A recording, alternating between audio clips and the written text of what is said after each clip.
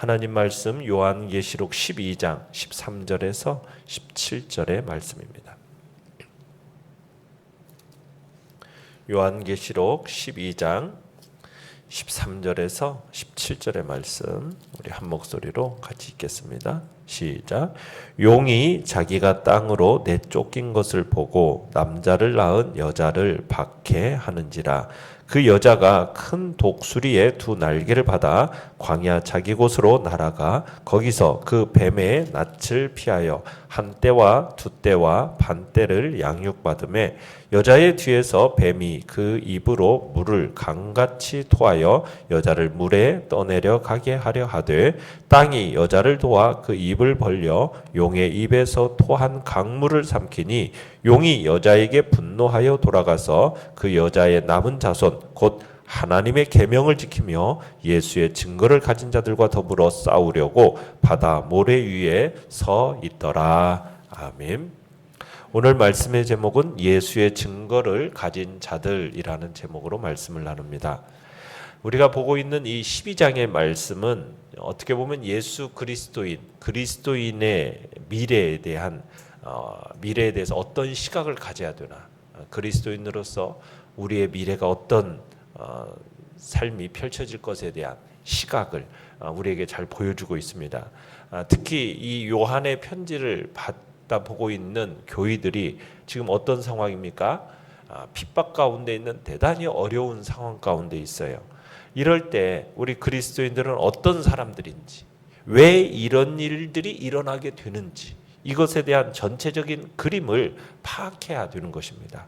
12장은 그런 면에서 우리에게 아주 중요한 역할을 하는 장이다라 볼 수 있는 거죠. 내용관찰 문제 1번입니다.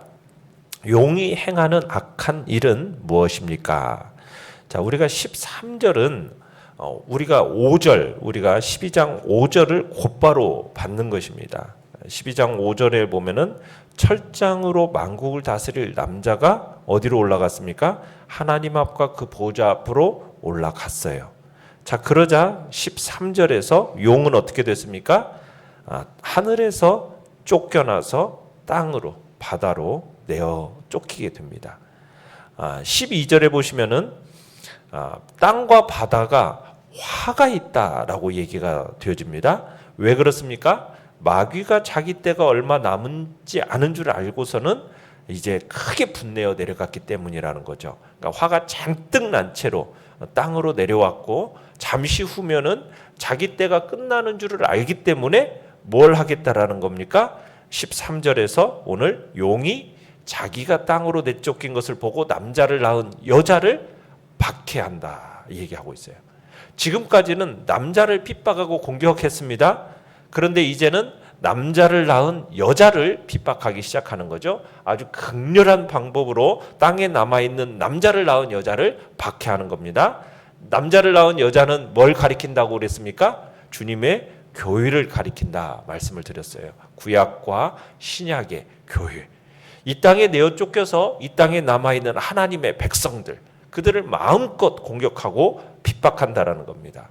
자, 어떻게 공격하고 핍박합니까? 또 15절에 보시면은 여자의 뒤에서 뱀이 이제 그 입으로 물을 강같이 토해서 이제 여자를 물에 떠내려가게 하려고 한다라고 얘기하고 있어요. 그러니까 뱀이 여자를 핍박하는데 어떤 식으로요? 여자의 뒤에서 그 입으로 물을 강같이 토해서 흘러보낸다라는 거죠. 이 장면은 앞쪽은 직접적인 핍박과 공격이라면 이것은 간접적으로 교회를 공략하는 방법입니다. 그러니까 뒤에서 공략하는 방법이에요. 마치 발람의 꾀와 같은 겁니다. 발람이 저주를 원했는데 저주할 수 없으니까 나중에 어떻게 했어요? 하나님이 저주하시도록 이스라엘을 꾀매 넘어가도록 했던 것이 발람의 꾀지 않습니까? 그래서 미디안의 여인들과 음식을 먹으면서 하나님 앞에 득죄하도록 만들었고 결국 하나님 앞에 벌을 받아서 수많은 사람들이 죽게 만들도록 했던 방법, 그게 발람의 방법인데 지금 그런 식으로 여자의 뒤에서 물을 강같이 토해내고 있다는 겁니다. 자, 이 물이라는 건 뭐냐면 세속화라고 할 수가 있어요. 세속화.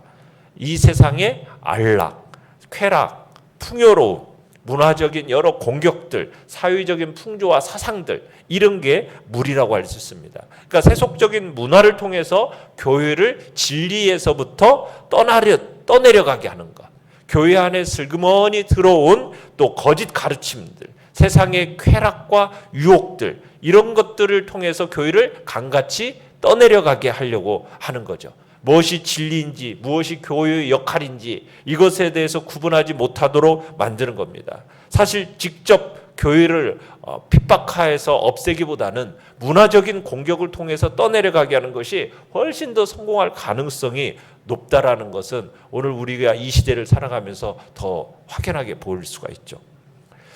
내용 관찰 문제 2번입니다. 용의 박해에도 불구하고 여자는 어떤 보호와 도움을 받습니까? 자, 14절을 보시면 이제 마귀가 막 교회를 집중적으로 공격하고 핍박합니다. 박해합니다. 자, 교회와 성도들은 어떻게 됩니까? 14절 한번 읽어보죠. 시작. 그 여자가 큰 독수리의 두 날개를 받아 광야 자기 곳으로 날아가 거기서 그 뱀의 낯을 피하여 한때, 두때, 반때를 양육받으매. 자, 하나님이 그 핍박과 고난 가운데 있는 이 하나님의 백성들을 어떻게 하십니까? 특별하게 언제든지 지키고 보호하십니다. 핍박 아래에 있는 교회를 위해서 하나님이 뭘 하세요? 독수리의 두 날개를 주십니다. 독수리의 두 날개. 이 독수리의 두 날개는 뭘 상징하는 것이겠습니까? 새로운 힘의 공급이 그때그때 일어나도록 하신다라는 겁니다. 성도들과 교회가 다 죽을 것 같을 때가 많아요. 그런데 놀라운 것은 뭐냐면 성도들은 언제든지 다시 회복이 된다라는 거예요. 마귀는 7머리, 정말 똑똑한 지혜를 가지고 또 10뿔 강력한 권세와 힘을 가지고 막 우리를 공격해 댑니다. 그 놀라운 지혜와 능력을 가지고 우리를 공격해 대는 거예요. 자, 그런데 이때 우리는 어떻게 이깁니까? 우리가 이길 수 있는 방법이 뭐예요? 바로 독수리의 두 날개로 이긴다는 거예요. 마귀는 지금 온갖 분을 품고 이 땅에 내려와 가지고 자기 때가 이제 얼마 남지 않았다는 것을 아니까는 모든 방법으로 어쨌든 교회를 핍박하고 하나님의 백성들을 공격하고 넘어뜨리려고 하는 거예요. 자, 이때 하나님의 백성들은 어떻게 되냐? 그 모든 것 가운데서도 살아남는다라는 거죠. 절대로 죽지 않는다라는 거예요. 다 죽은 것 같아요. 그런데 하나님께서 뭘 주신다고요? 독수리의 두 날개를 주셔서 우리가 이사야 말씀에서도 보는 것처럼 날개치며 올라가는 것 같은 새로운 힘과 능력을 우리에게 공급해 주시는 거죠. 그렇게 새로운 힘을 우리에게 주심으로 말미암아 낙심한 마음을 붙들어 줘서 새로운 능력을 우리에게 허락하시는 그런 은혜가 우리에게 주어지는 거죠. 그런 가운데 고난과 핍박 가운데 우리에게 독수리의 두 날개 치는 그런 힘과 새로운 힘을 공급해 주시면서 우리를 어떻게 하시나? 양육해 주셔요. 양육. 14절 끝에 보면 양육받음에 라고 표현되어 있죠.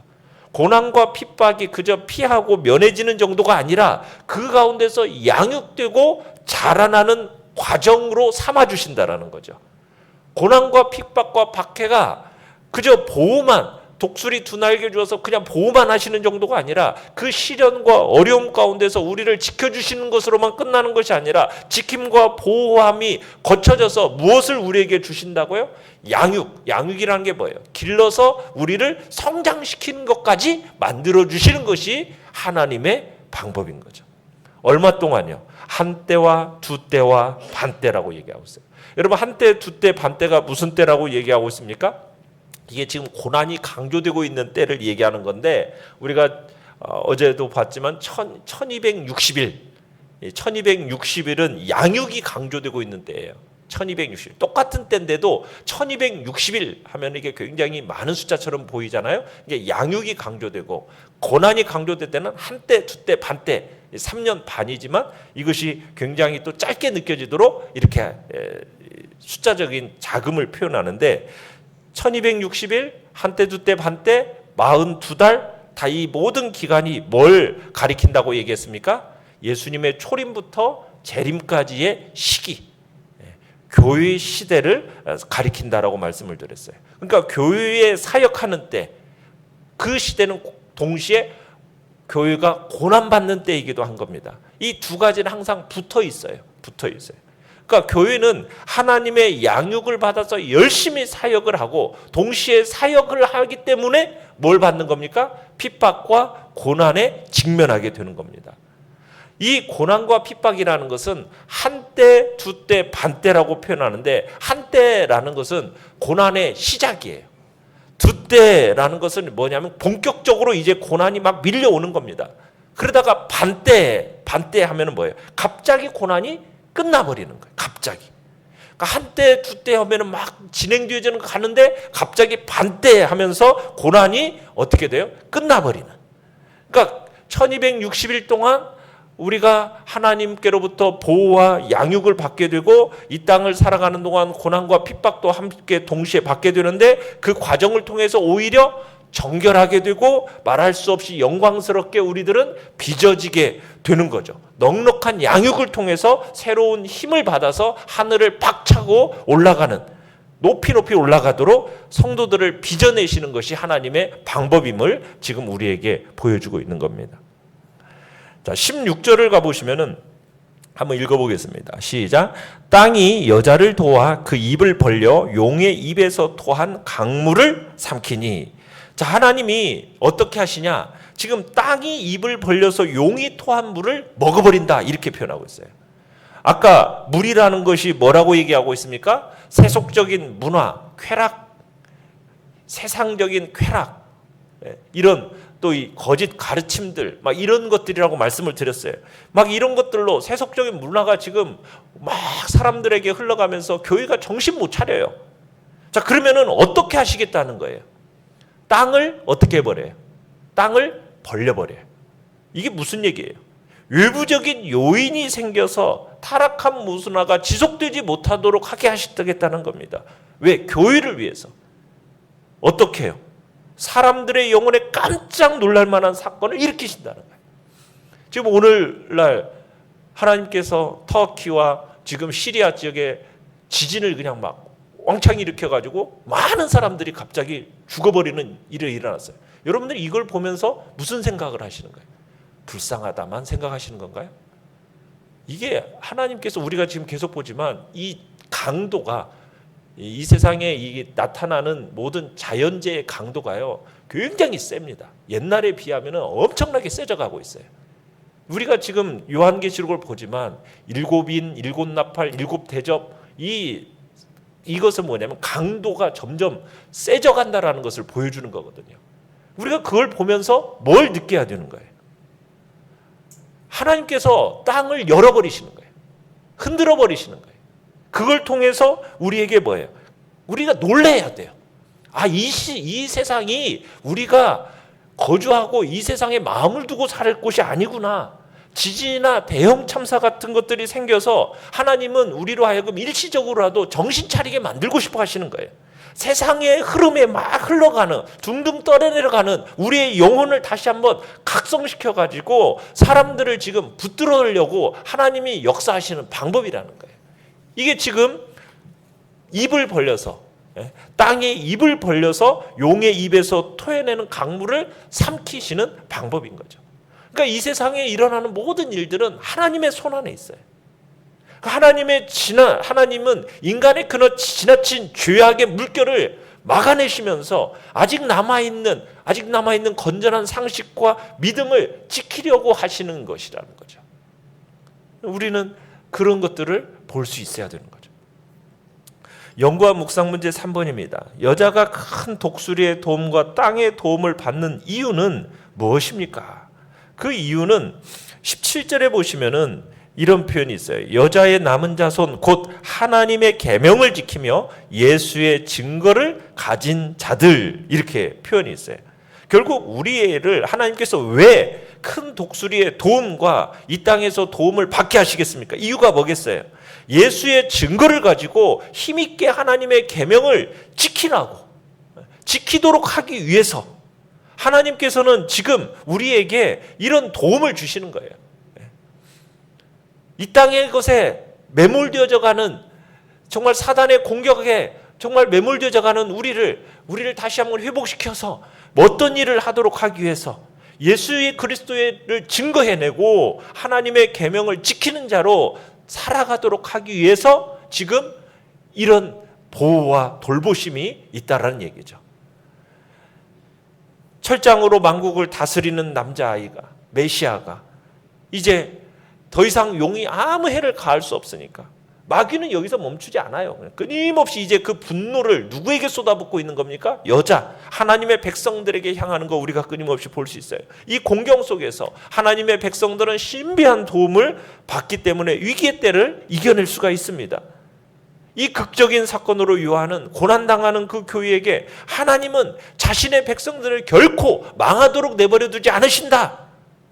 그 확신을 지금 명백하게 말을 하고 있는 거예요. 그러면서 하나님의 계명을 지키며 예수의 증거를 가진 자, 이것은 바로 예수에 관해서 충실하게 진리에 머무르는 것, 지금 그 얘기를 하는 건데, 세상 사람들이 아무리 타락한 생활을 즐겨 하더라도 하나님은 그런 하나님의 백성들을 지금 그들을 통해서 또한 역사에 가시는 거죠. 예수의 증거를 가진 자들, 언제든지 자신들의 신앙을 증거하고 고백할 수 있는 이런 사람들을 하나님께서는 계속해서 키워내시고 주의 일을 감당케 해 나가시는 거예요. 우리는 그 충성됨에 소속된 백성들로서 우리가 그 일을 감당하는 복된 자리에 우리가 있어야 할 것입니다. 느낀 점 4번입니다. 용이 아무리 여자를 박해하려고 해도 그 계획이 수포로 돌아가도록 하는 하나님의 손길을 통해서 무엇을 느낍니까? 자, 영적으로 주님을 대적하고 핍박했던 마귀가 그의 몸인 예수 그리스도의 몸인 교회와 신부인 교회를 막 공격하고 막 넘어뜨리는 거. 여러분, 이것이 우리가 살아가는 이 시대 사회의 특징이에요. 우리가 고난을 받고 핍박을 피할 길이 없어요. 그럼에도 불구하고 우리가 분명히 알아야 할 것이 무엇입니까? 마귀의 머리는 이미 어떻게 되어졌습니까? 깨어졌습니다. 뱀의 머리는 이미 예수 그리스도의 십자가 부활 승천의 사건과 함께 이미 깨지고 짓이겨진 상태 가운데 있어요. 주님은 교회를 그 마귀의 세력으로부터 그냥 내버려 두지 않으십니다. 넉넉하게 보호하시고 지키시는 거예요. 핍박이 고난이 더해지면 더해질수록 더 정금같이 빚어지시게 하시는 것이 교회의 모습이에요. 교회의 모습이에요. 우리는 바로 그런 영적인 싸움에 깨어서 임해야 되겠죠. 그럼에도 불구하고 우리가 알아야 할 내용이 무엇이에요? 절대로 하나님의 교회는, 절대로 이 교회는 음부의 권세가 이기지 못한다는 사실입니다. 우리는 반드시 승리하게 되어 있다. 우리가 싸우는 싸움은 이미 확보된 승리 가운데 싸우는 싸움이라는 사실을 우리는 알고 기억해야 되죠. 그래서 우리는 막 점점 교회가 세상으로부터 점점 이렇게 어려워지고 힘들어져 갈수록 낙심할 게 아니라는 거예요. 하나님께서 우리에게 어떻게 하실 겁니까? 다시금 독수리에 날개치는 힘을, 두 날개를 주셔서 새로운 힘을 공급해 주실 것이고, 하나님께서는 막 또 세상의 문화에 침잠해 가면 또 이런저런 방법을 통해서 그 물을, 땅을 열어서라도 먹어버리도록, 삼켜버리도록 하시는 그런 방법이 계속 진행되면서 주의 백성들을 어떻게 하시는 거예요? 일깨우시는 거죠. 우리는 개인의 싸움과 교회를 위한 믿음의 싸움을 우리는 감당하면서 오늘 나아가야 됩니다. 그럼에도 불구하고 우리는 이긴 싸움을 싸우고 있다는 사실, 우리는 이것을 잊지 말아야 하겠습니다. 결단과 적용 5번입니다. 오늘 주어진 나의 안전과 승리가 내 힘과 능력이 아닌 하나님의 보호하심과 인도하심으로부터 온다는 것을 믿습니까? 예수의 증거를 가지고 힘있게 하나님의 계명을 지키는 그리스도인의 사명을 이루기 위해 오늘 내가 실천해야 할 것은 무엇입니까? 우리의 사명이 무엇입니까?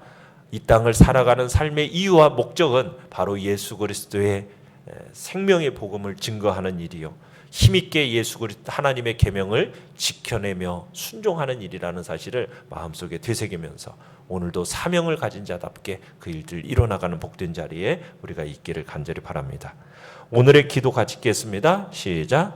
마귀의 핍박 앞에서 교회가 더욱 하나님의 말씀을 따라가며 진리에 깨어있게 하소서. 아멘. 말씀을 생각하면서 기도하시고요, 연약한 우리의 지체들을 하나님의 능력의 손길로 치료해 주시도록 위해서 기도하시며, 또 주께서 오늘 수요 예배 가운데도 하나님의 풍성한 역사를 놓고 또 이번 주 금요일에 있을 금요 기도일 가운데도